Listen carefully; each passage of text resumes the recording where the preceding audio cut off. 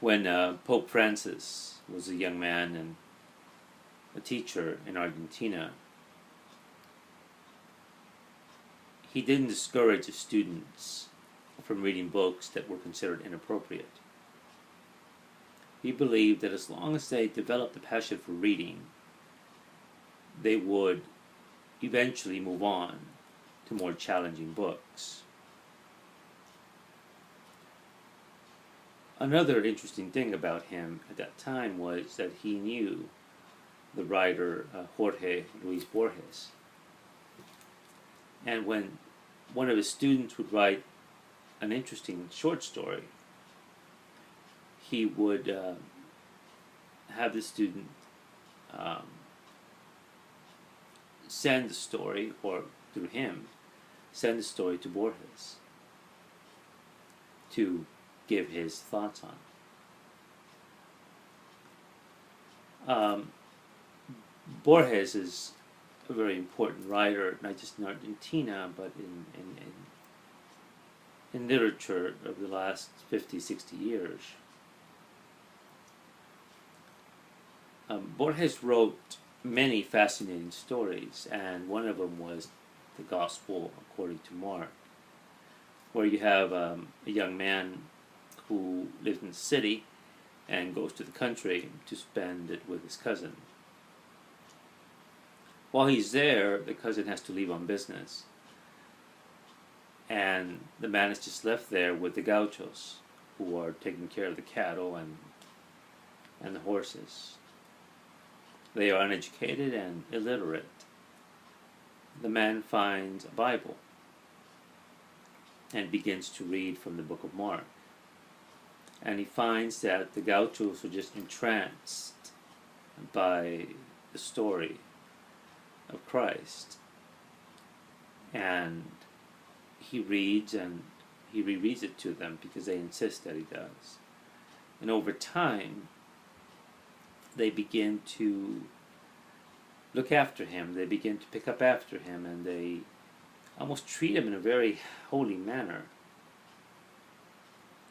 And one night, one of the women comes into his room and naked and sleeps with him. And the next day, he is beaten and roughed up, and he hears the hammers going. And he looks out to the barn, and he notices the roof of the barn is gone, because the wood, the beams, are being used to build a cross. The story can be found in the collected fictions of Jorge Luis Borges. Borges also wrote many essays, and one of the essays that he wrote was Kafka and his precursors. It's Franz Kafka, the author of The Metamorphosis and the Trial. And the essay is that Kafka had precursors, people that Kafka may have never read, like Melville's Bartleby the Scrivener, but Bartleby was a writer in the tradition of Kafka, even though, of course, Melville lived before Kafka. Had no idea that Kafka would once write the stories that he would, right? And Kafka had never read Melville, at least as far as we know he didn't, or at least Borges knew he didn't. But the stories were very similar. Now, Pope Francis is a curiosity in many ways, and the anecdotes that I just told you are in themselves interesting. When Pope Francis was a young man, his mother, well, actually a boy, his mother would take him to see a lot of New Wave films, European New Wave films, and some of his favorite movies are by Fellini. La Strada is one of his favorites. And over time, he developed a passion for the opera. He particularly likes Wagner's Parsifal and Puccini. And so he's also quite literary. He reads novels.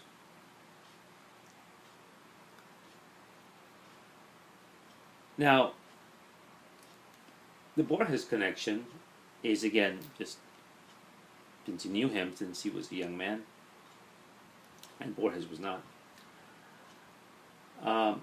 But when I read the comic Punk Rock Jesus,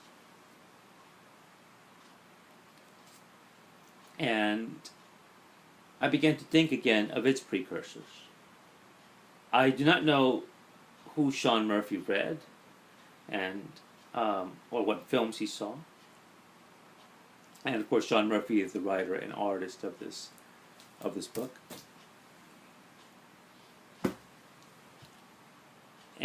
But he does have his precursors in fiction. Now, this book has been discussed much better than I will do so here. I'm going to be rather brief regarding discussion of the book. By others, including Sleepy Reader 666, who's the one who introduced me to the book, Wednesday Serial, and a few others. I'll put some links at the bottom when I'm done. But what the book is basically about is you have a media mogul who in a way is God. He wants to clone Christ. And he does so by getting the DNA from the Shroud of Turin. There's a scientist who is a geneticist who's going to do this for him. He's going to find a virgin, 18-year-old, impregnate her with the DNA. And she will then give birth to Jesus Christ. And they're going to have a reality show. So obviously the girl is going to be like Mary. This, of course, has incredible ramifications around the world. And certainly many Christians are very offended by this. So there's a bodyguard, and his name is Thomas. And Thomas, in some ways, is like Joseph. And in the Bible, in the sense that he's going to be like the stepfather to this young man. He's supposed to protect her and the child. And I guess you can say the scientist is like Angel Gabriel. Now we know from the Bible that Angel Gabriel is loyal to God throughout the story, and Lucifer is the rebel angel. But of course, this is called Punk Rock Jesus, and punk by its definition is about rebellion. And there's certainly many people who believe that Christ was a rebel at his time. I mean, for his time, the idea of love your neighbor as you love yourself is, when you think about it, a really radical idea. I mean, your neighbor could be a very terrible person, could do terrible things to you, to your family,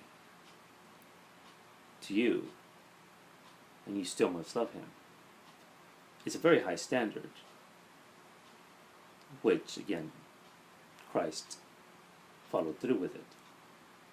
And if the rest of us could do it, that's another matter. So, Sean Murphy, in this remarkable series, and which I'm just very impressed by, not just by his incredible artwork, but I've done some videos on Tokyo Ghost, and in some ways this itself is a precursor to Tokyo Ghost. At least artistically it certainly is. And I'm now a little bit more skeptical regarding the writing of Tokyo Ghost, because I think that Sean Murphy probably had more of a say in that book than one is led to believe. Because he's a first-rate writer. Obviously, as an artist, it's unquestionable that he's good at storytelling.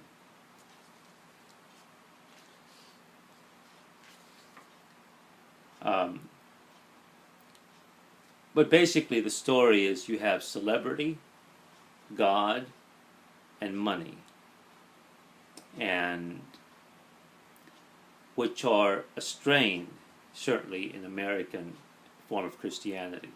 And there are many forms of Christianity all around the world, but in America there's one strain that certainly is more about you than about others. And you have, locally, for example, we have these mega churches, and they have these incredible gimmicks where they one church one year gives away cars, or they have every Sunday they'll have something, it'll be broadcast on local television. Well, they have maybe a wrestling match. It's or I mean, they're not even physically wrestling, but it's supposed to be some kind of symbol or for something in the scriptures, but it's a very self-help approach to faith and very gimmicky. And I know many people who attend these services, but I always wonder though, and I'll ask them if it's fulfilling, but it seems to be it's something new every Sunday. It's very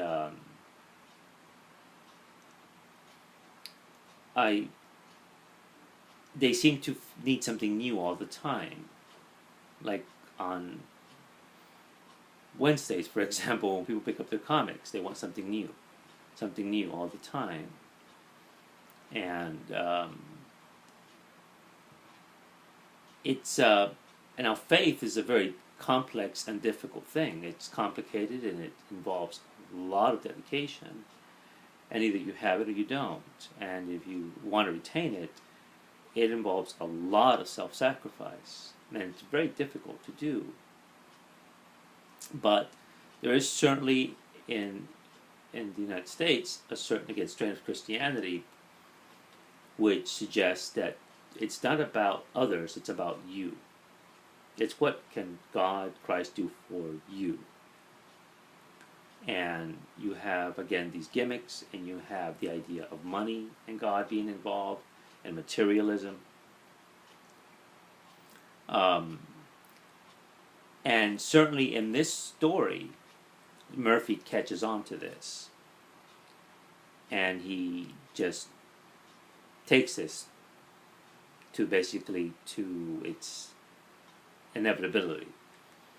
Well, you have the Christ figure, little boy, who is a reality show star.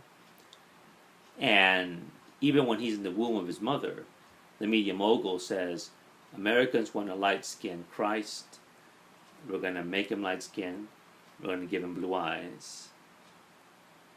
The mother has to be attractive, so they're going to give her breast implants, and they're going to give her plastic surgery.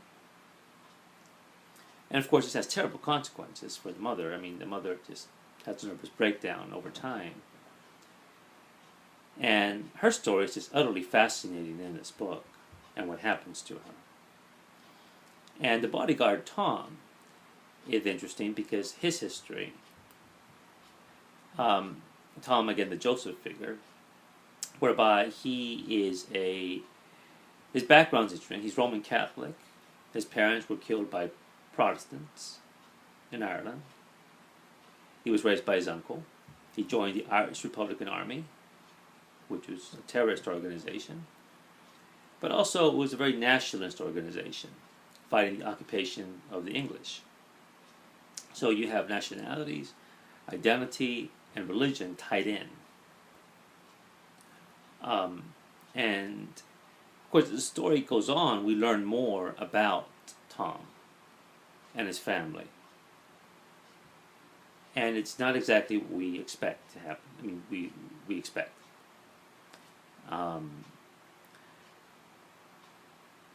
Again, other people have done more in-depth videos about the storyline, all the issues.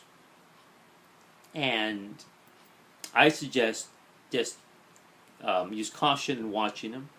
Now, they warn you they're going to discuss the story. So, but if you decide to read the book, it's in trade paperback and hardback and individual issues. Just read them first and then watch those interesting videos on it. Because this way you'll just be incredibly surprised as to how this story develops. Now, having said this, regarding the precursors to this book,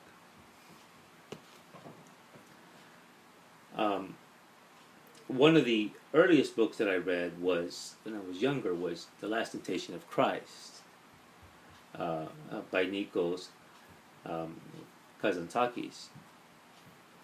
And I read this book shortly before the film came out by Scorsese. And I was at the time at the university, and I attended a Catholic university. And I remember on watching the news, and there seemed to be controversy over this film. But at our university, there wasn't any, not that I remember. And there was no objection to watching the film or even reading the book. I read the book before I saw the film, and I was quite taken by the love story between Christ and Mary Magdalene. And the passages in here are just wonderful. And where Magdalene basically is the way she is because she's in love with Christ. And she knows Christ is in love with her. But he has another path to follow. And she's bitter and angry about that. I enjoyed this book very much. This is not my original copy. I couldn't find mine. I don't know what happened to it, but it was in this edition. Later, when I saw the film by Scorsese, I liked the movie, but just didn't have the impact of the book. But the music did. Peter Gabriel did the soundtrack to this film. And the soundtrack, to this day, I enjoy it very much. In a similar vein of treating Christ in a very human way. Well, I mean human in the sense of having, of course, the faults of a person, but also overcoming those and serving others. And that's Jose Saramago's The Gospel According to Jesus Christ.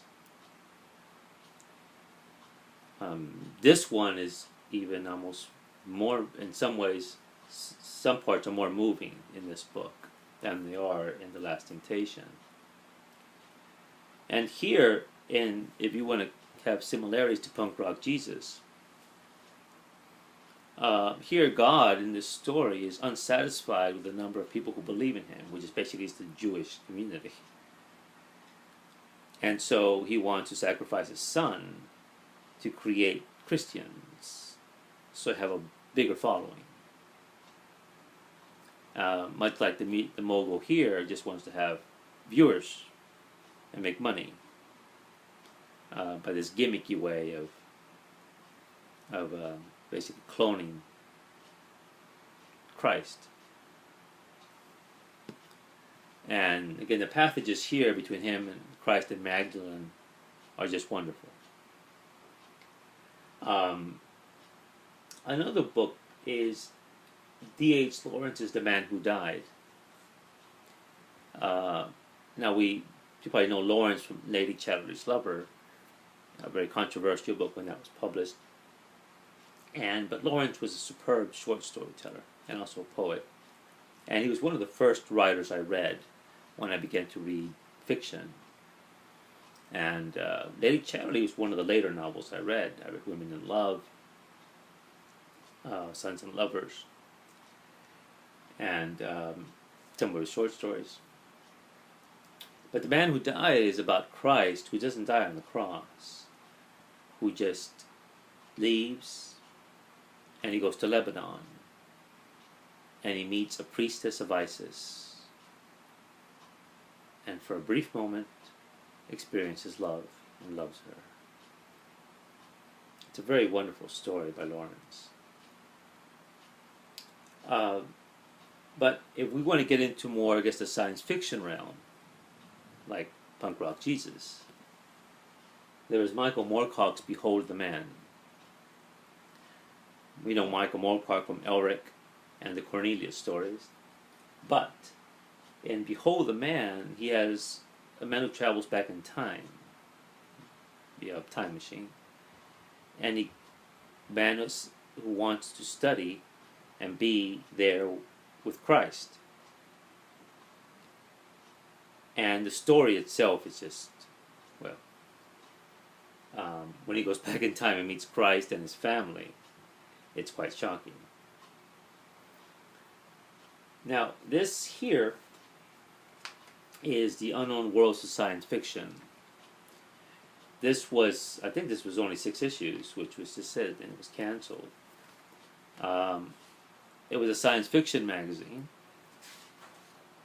But here they have an adaptation of Moorcock's story with art by Alex Nino and art by Doug Munch.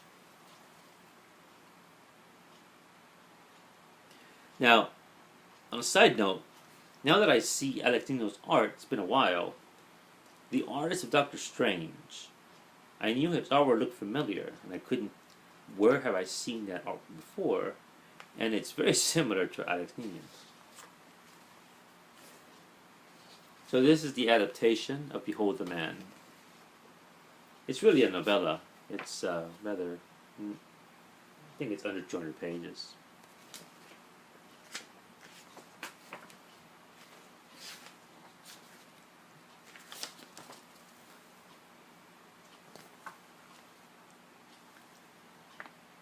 Now,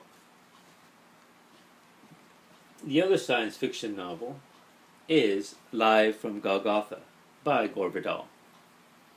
I've appropriated Vidal's name, the writer I deeply admire.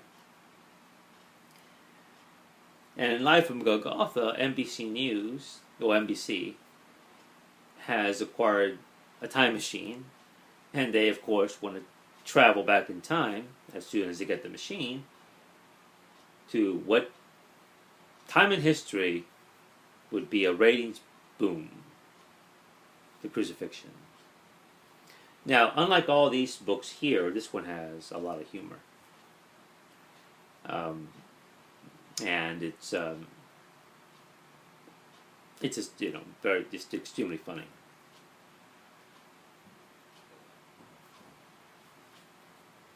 Now, films, Pasolini, the Italian director, filmmaker, novelist, poet, he did everything, did a very faithful version called basically the Gospel of Matthew, where he took just regular people to tell the story of Christ in the Gospel of Matthew. Now, Pasolini is notorious for making a film called Salò, which was inspired and based on the writings of the Marquis de Sade. But this film is completely the opposite. It's just a very realistic film. Now, what this one has in common with Lawrence and Saramago and The Last Temptation is, again, they're very human stories. It makes you, where Christ is really serving others. And, again, there's a strain of Christianity that's what Christianity is. It's not about you. It's not about your soul or saving their souls. It's just about doing the right thing, tolerance and love, and helping people. And like many religions, though, it's just one strain of it. I mean, if you go back to punk rock Jesus, you had the Catholics and the Protestants at war. Which, of course, in European history for hundreds of years, that was the case. Bloodshed. Utter bloodshed over being the wrong kind of Christian.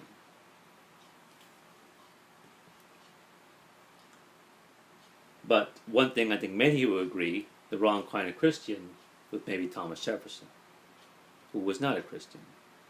And in Punk Rock Jesus, there's reference made to Jefferson's, I don't know if that means anything, the Jefferson Bible. The Jefferson Bible, what Jefferson did was he took the miracles from Scripture and he took them out. the resurrection, the virgin birth, all the miracles. And his Bible is just basically the story of Christ as he serviced others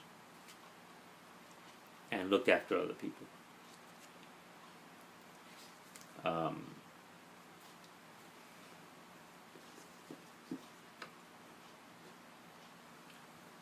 So, in many ways, I think these are the precursors to Punk Rock Jesus, a unique comic book. And I think certainly in the best tradition of some of the better comics. And there are many of them now. But also in just the basic tradition of storytelling. And this is what comics can do. I mean, I try to imagine this as a work of fiction or film. And I think it would be very difficult for that to work in either without coming across, well, just not coming across very well. But to be fair, some of these wouldn't come across very well as a comic. Now, even Behold the Man here comes across just much better in fiction, as good as this is. But certainly a wonderful piece of work. Thanks for viewing.